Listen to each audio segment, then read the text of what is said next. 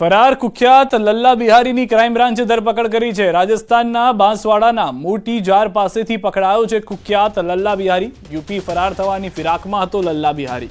ચંડોળામાં ગેરકાયદે આવતા બાંગ્લાદેશીઓને પનાહ આપતા લલ્લા બિહારીને લઈને થયો મોટો ખુલાસો।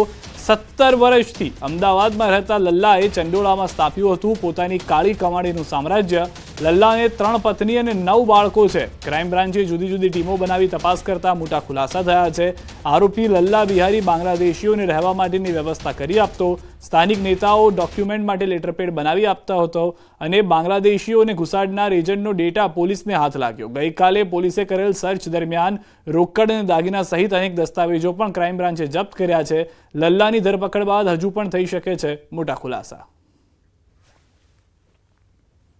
એ રાજસ્થાન માટે સંતાડવા ગયેલા હતા। એમને મૂળ જવું હતું યુપી। એ મૂળ એમના જન્મ થયેલા છે કાસગંજ ઉત્તર પ્રદેશનો જન્મ થયેલું છે અને તે વિસ્તારમાં પણ એમની સારી પકડ છે।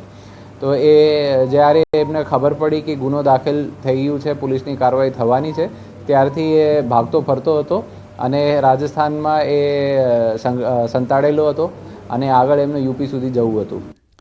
સુરતમાંથી શંકાસ્પદ બાંગ્લાદેશી પકડાયા છે। 75 જેટલા શંકાસ્પદ બાંગ્લાદેશીઓની અટકાયત કરાઈ છે। ઊન, ભેસ્તાન, સચિન વિસ્તારમાંથી પકડાયા છે।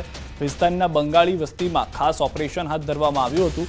તમામના ડોક્યુમેન્ટ વેરીફાઈ કરવામાં આવ્યા। સુરત શહેરમાં હજી પણ અનેક બાંગ્લાદેશી હોવાની આશંકા છે।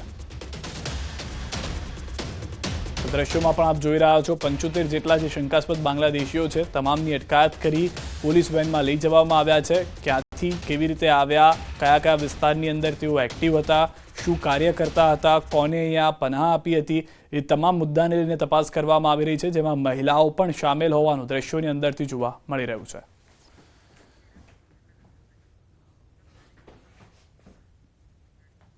સમાચારોમાં અત્યારે બસ એટલું જ। આપ જોતા રહો ગુજરાતની number 1 news channel news 18 Gujarati.